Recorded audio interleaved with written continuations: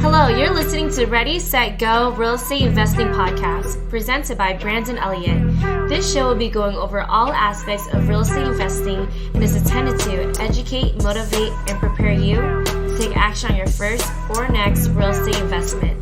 For more information, please visit BrandonElliottInvestments.com. Thank you for listening and enjoy. Welcome back, everyone, to Ready, Set, Go Real Estate Investing Podcast. I'm your host, Mr. Brandon Elliott. I'm excited today. We have a special guest coming from North Carolina, correct? That's right. Okay, cool. So just getting started in the last few years, basically 2018, this amazing woman ended up jumping into her first duplex with her husband, did a couple deals afterwards, and realized the nitty gritty of the small stuff wasn't for her, wasn't enjoying it. So really started stumbling across mobile home parks, got the love from that. And for mobile home parks later, starting right in the middle of COVID, not even in the middle, right in the beginning, April 2020, jumping in to their first mobile home park. At this point, they have 4 parks, 113 lots, just incredible turnaround from working corporate and working at Capital One. I don't know if you want to share that or not, or if they care, but I personally love credit stuff. So I want to pick your brain a little bit about Capital One, but regardless, it's really amazing seeing the entrepreneur spirit in you that, hey, being in the big corporate box, that's not what I'm looking for. And not saying that's bad, for so many people, that's a good spot to be in. The benefits, the 401k, all these retirement plans, whatever. But you realize that wasn't what your heart was kind of bringing you towards, and you wanted something bigger and better. And here you are now. So I'm very excited to have you on. What's up, Amanda? How are you today? I am great. It is sunny here, which we haven't had in days. So I'm very happy to see that. Yeah. Thank you for having me. Yeah, I appreciate you jumping on. So talk to us. For all the listeners out there, by all means, do you mind just sharing that 30,000 foot view of who you are, where you're from, what you're up to today? Yeah. So I grew up in a totally traditional household as far as money and whatnot. So my mom retired from a public school system. So I did the same sort of thing. I got my undergrad in chemistry, which I did nothing with. I was on to being an analyst up in DC doing wargaming for the Navy. You're smart. You're real smart then, huh? Book smart. I grew up book smart, but that doesn't help you as much in the business world, right? Okay. That's totally different. Those are totally different. Yeah.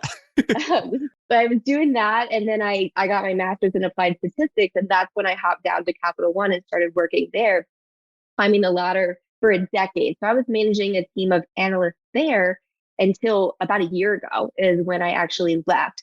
And while I was there, I loved it. No hate on them. That's a great company. If anybody's looking for a W-2 job, sure. I just realized it wasn't for me. I wanted to build my own thing.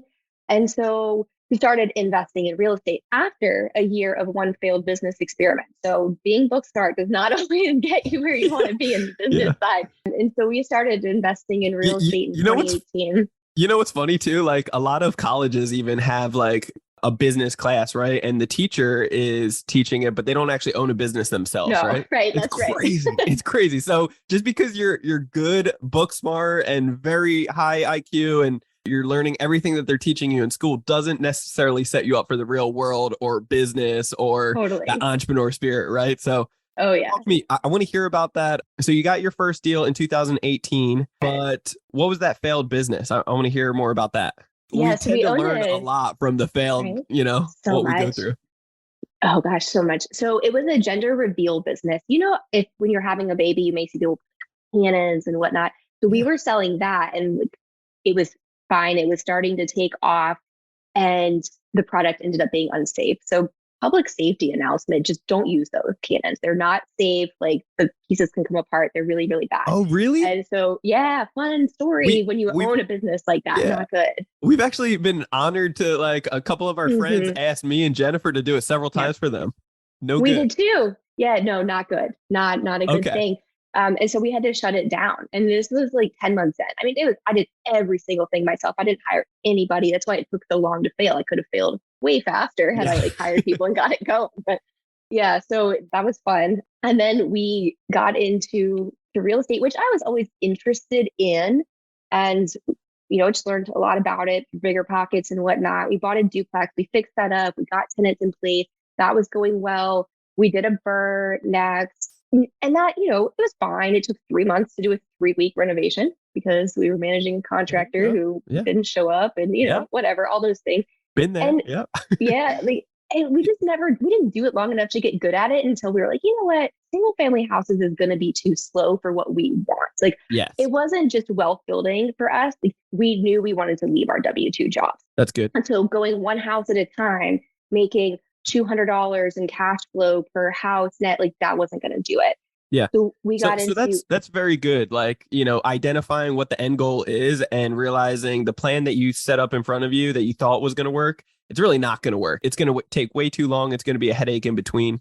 So was there any friends, family members, or somebody that kind of planted that seed in you for real estate? Because you said that you kind of had a bug for it. You always wanted to get started, but what inspired that? Yeah, my parents never owned any investment real estate. They only owned the house that they live in. But when I was in college, I was living in this townhouse. It was 4 girls living in a 4-bedroom townhouse. The people we were renting it from, they had a child who had just graduated. Yep. They had been renting it to them. And I'm like, okay, I was just running the numbers on it. I could see how much they were going for. And we were paying like $400 a bedroom. And I was like, there's a lot of extra here. This is really interesting.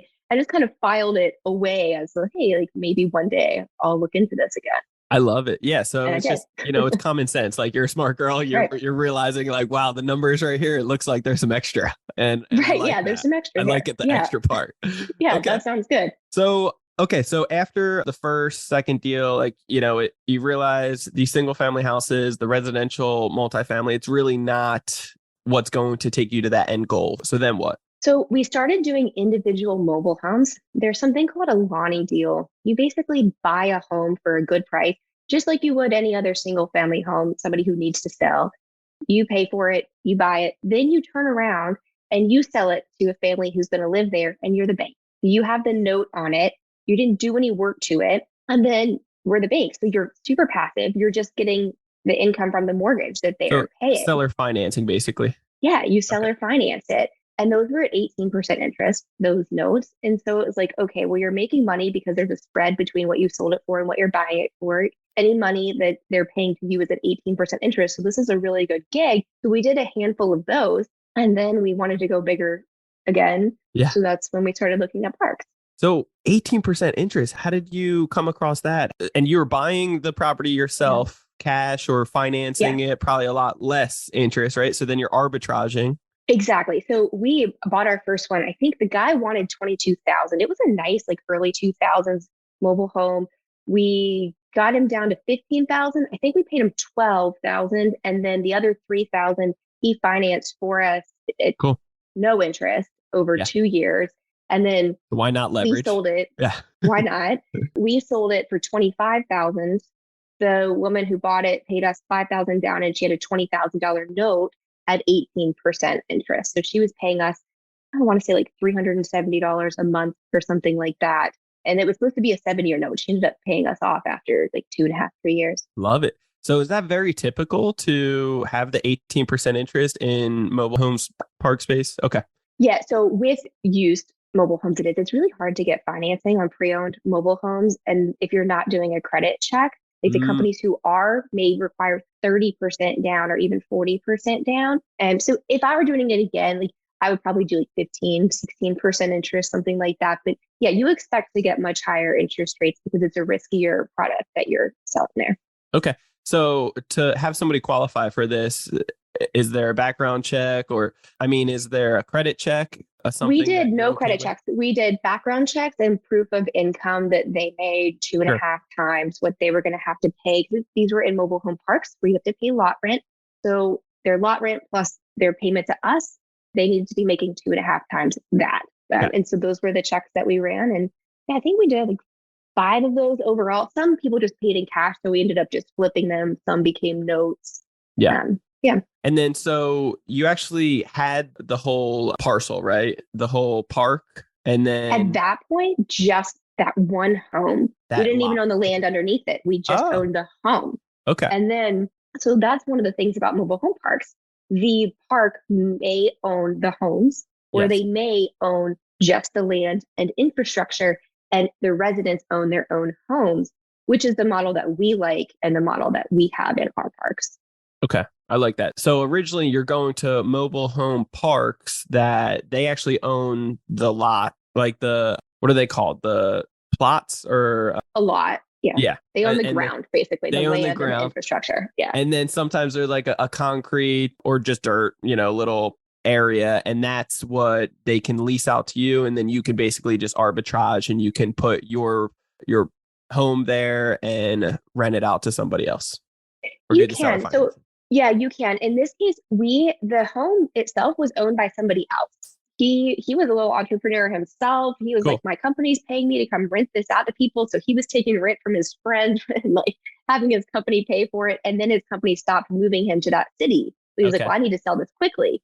So then we came and bought it straight from him, and we paid the lot rent to the park one time while we owned it, while we were reselling it. And then whoever bought it from us, she started paying the lot rent to the park. Cool.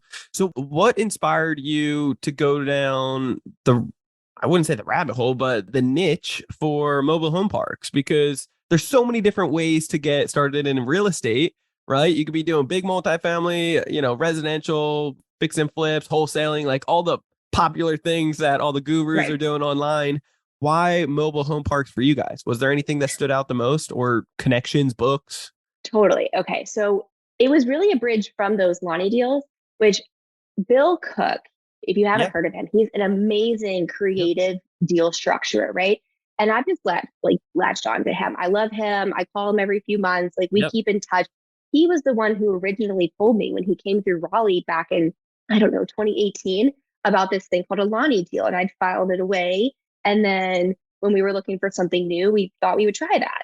And so it's really Bill's fault that we got into mobile home Blame parks. it on Bill. Thanks a lot, right? Bill. You set me up for massive wealth. I love it. Damn it, Bill. So we did those. We wanted something bigger, and that was familiar to us. We knew that space. We're like, well, let's go to parks. And there are 4 things that I love about mobile home parks. I mean, first of all, you already hit on one when we started. There's a massive shortage of affordable housing right now. And mobile home parks specifically fit that affordable housing niche. That's and good. In fact, the National Low Income Housing Coalition puts out this gap report every year. Their latest said there were 36 available and affordable low-income homes for every 100 families who needed one. There's a massive shortage of affordable housing. And it's getting worse and worse. So it's like worse and worse. So crucial. This is perfect. Yeah. Builders are stopping building. There's going to be a bigger shortage in housing. So that's one piece. Then there are we're value-add investors like you are, right? Yep. We want to buy something and then go in and improve it and get that immediate equity gain. Yep. There are a lot of opportunities to do that in mobile home parks because a lot of parks are still owned by the families who created them a decade or 2 decades ago. And haven't done anything. Yeah. They're not optimizing it. They're making that cash flow. They don't need to optimize it to make the highest net operating income to make it worth the most money, right? Yep. So there are a lot of value add opportunities. The returns actually tend to be better than multifamily. A lot of people will go from single family houses to small apartment buildings and to bigger apartment buildings. Then that's a traditional kind of range that people move in. Well, if you look at how commercial real estate is valued, it's based on this thing called a cap rate, which without getting too technical, basically mobile home parks trade for higher cap rates than apartment buildings. So the same income you're buying, you can get for less money with a mobile home park than for an apartment complex. And you do have to do more work for it. So there's a trade-off there, but the returns are better. 4th thing, the number of them is actually dwindling, right? They're being turned into higher and best use of the land, which in most cases, or in many cases, especially in cities, is not for a mobile home park. So even though they're becoming more and more necessary for affordable housing, the number of them is actually declining. So there are lots of things that we really like about the asset class. What is the best use, for example? I wouldn't even know. What are people just building brand new homes there? Yeah. Townhomes. Okay. We got free homes last year that we infilled into one of our parks because a park was being torn down to build townhomes there or an apartment complex or whatever it might be. I love it. So how are you getting these leads? How did you get the couple of deals that you got, and what kind of sizes are these parks? We have we have a big range. So our smallest park is 8 lots. Our Okay. largest park is 52 lots. Okay. We have a bit of a range in there. We have an off-market funnel. So far we've done 6 total parks, and they've all been direct to seller off-market. We have somebody who helps us with that. And then, and that works out really well. For us, obviously we can build the relationships. We're in the Carolinas, and it works out for us. It works out for our investors because we can go see these parks. We can build relationships with the owners, and we're not flying in from California like a lot of people who are investing in parks. Yep. Yeah. Thank you. Yeah, that's right. Yeah.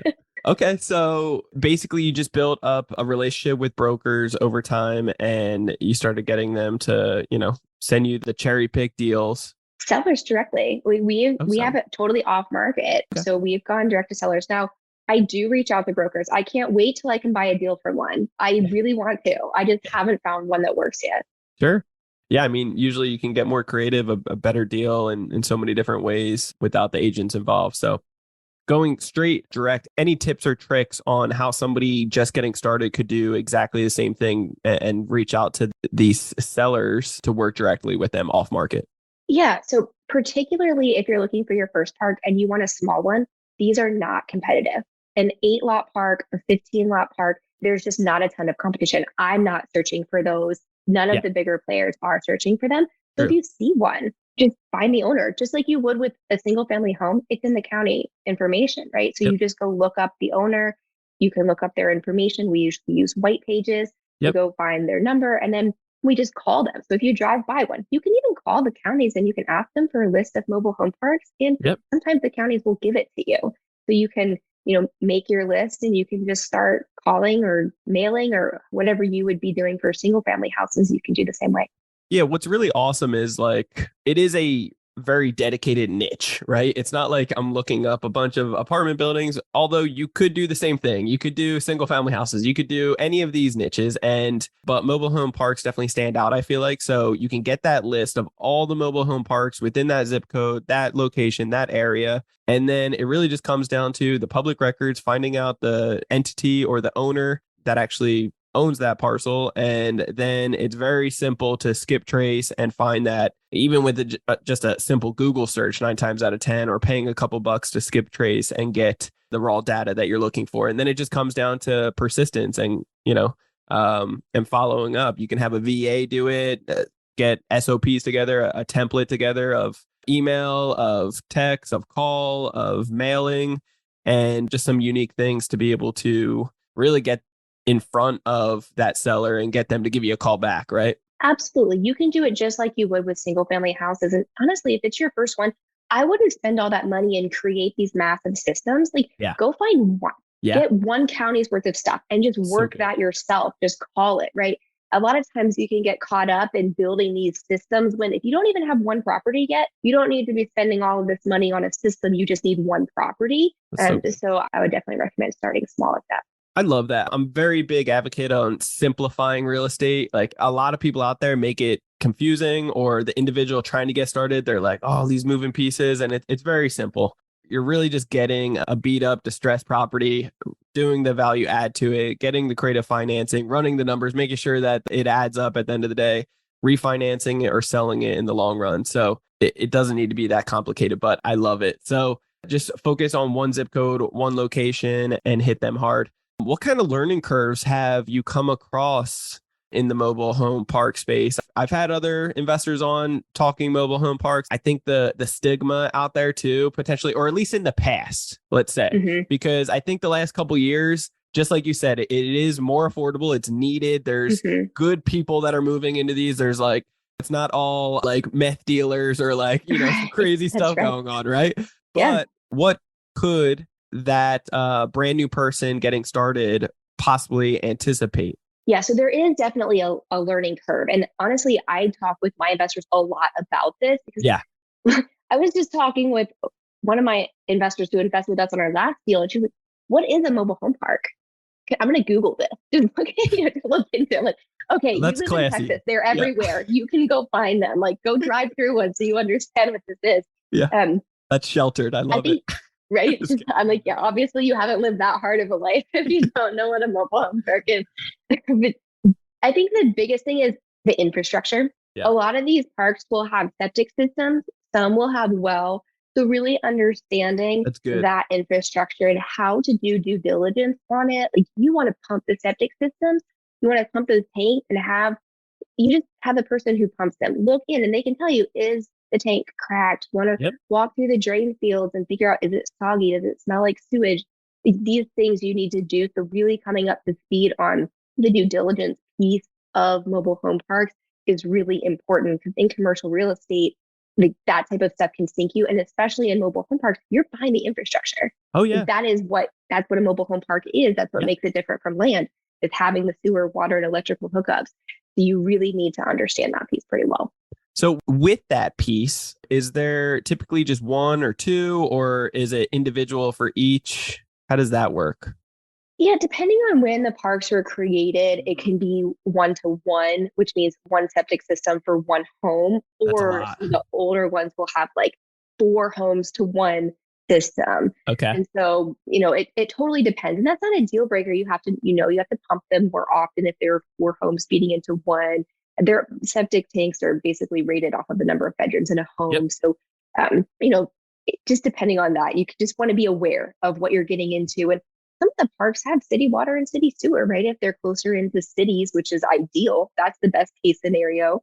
And a lot of times you just don't get that. Yeah. I bought a property in New Jersey, a single family house for some family members this past August. And part of the due diligence was that it did have a septic tank, and the inspection for it and like, I think updating something or cleaning something, it was roughly around $1,000, maybe definitely under 1,500. So, and that's probably just location specific. I'm sure they're in different that's really areas. expensive. Yeah. Yeah. For one system. Yeah. I expect to pay about $275 for Okay. one system to be pumped. Yeah. Yeah. Well, that's great. Yeah. So, okay. So then obviously knowing the resources to be able to check out multiple and pumping and all that stuff, it's very important. Electrical wise, is it just like one? I guess I don't even know what that would be. I never went through that process. Yeah, it's just hookups. If you're hooking up, it's literally like plugging in. So Sure. You want to make sure the panels are in good shape. So really, you don't have to be an expert. You hire an electrician. Yeah. And you have them walk the park with you. It literally only costs like $100.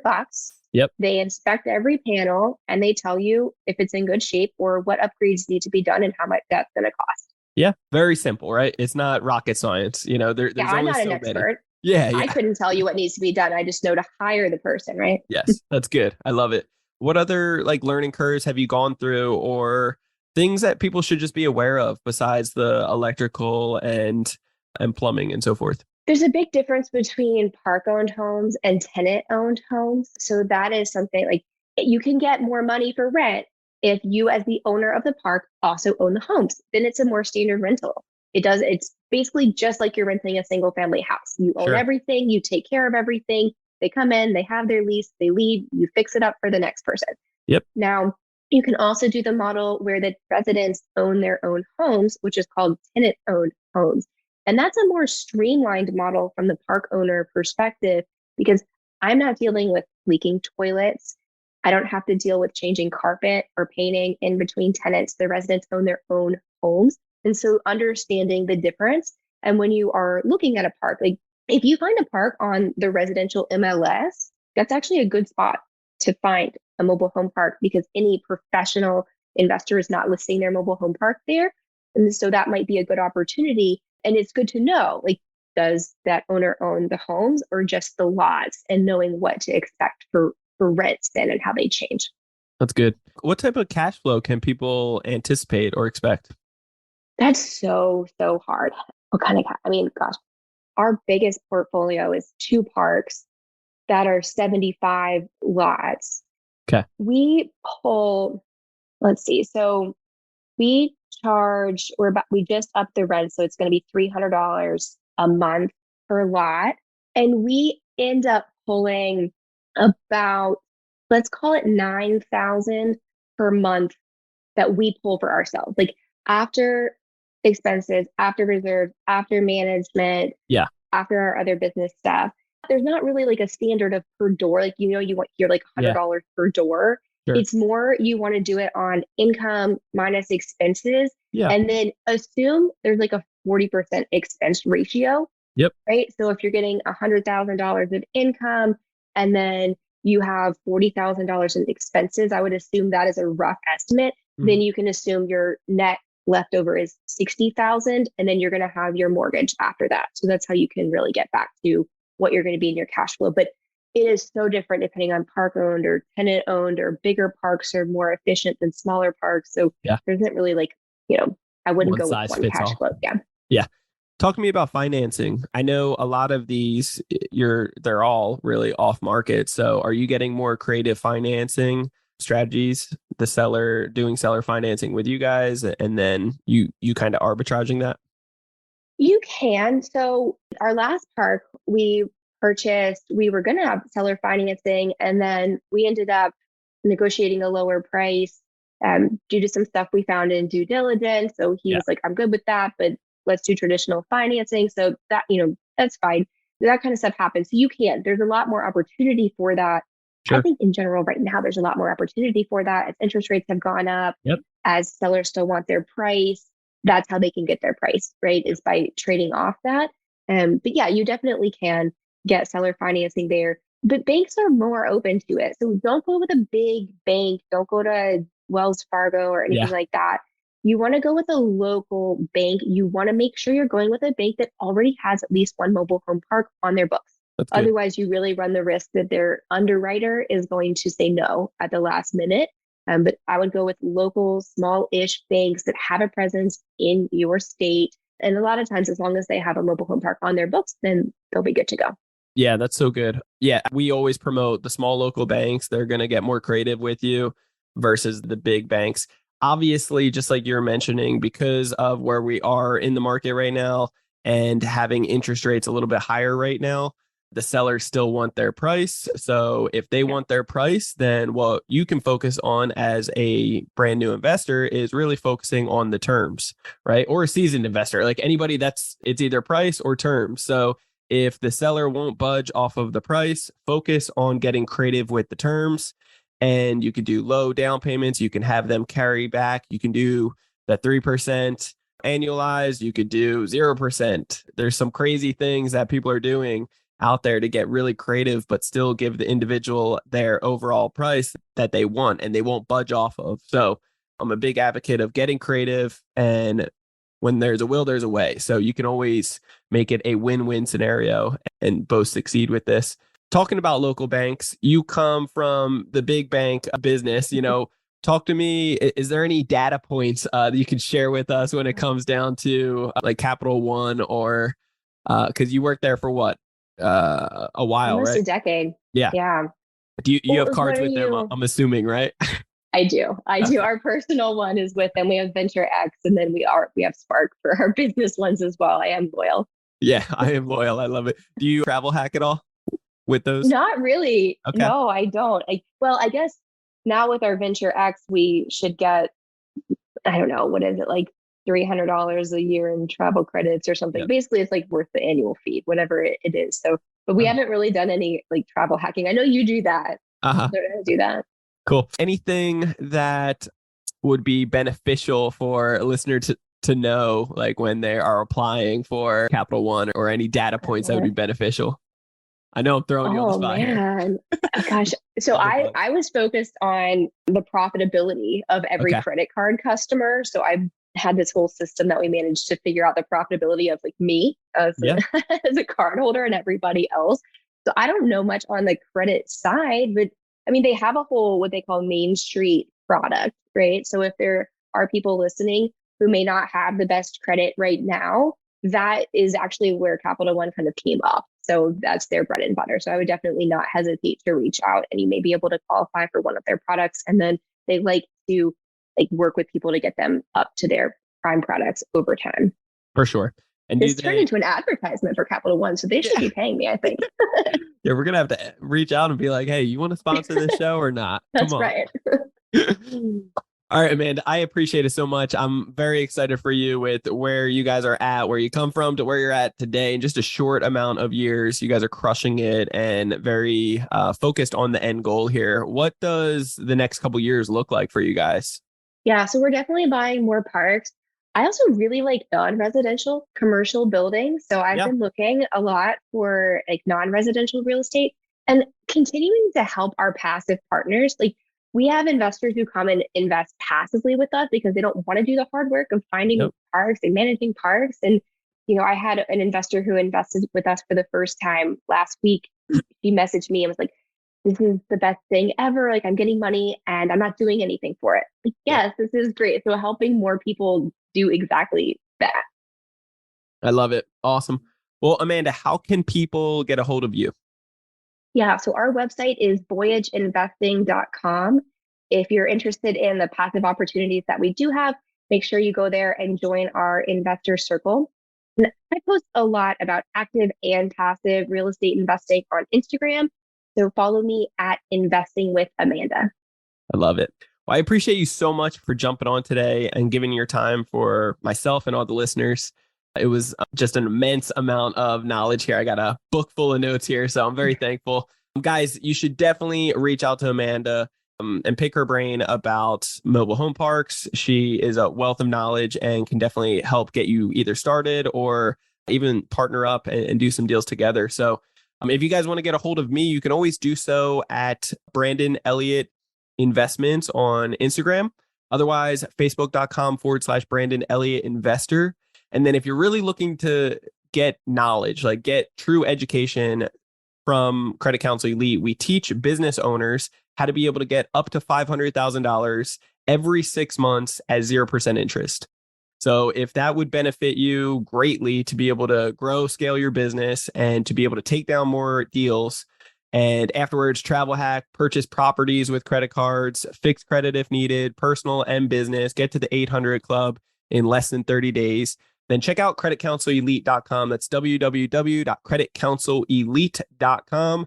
And you can book a free call with someone on our team, either myself or someone on our team, to be able to go over your particular situation, where you're currently at, your goals, and to see if it's the right fit.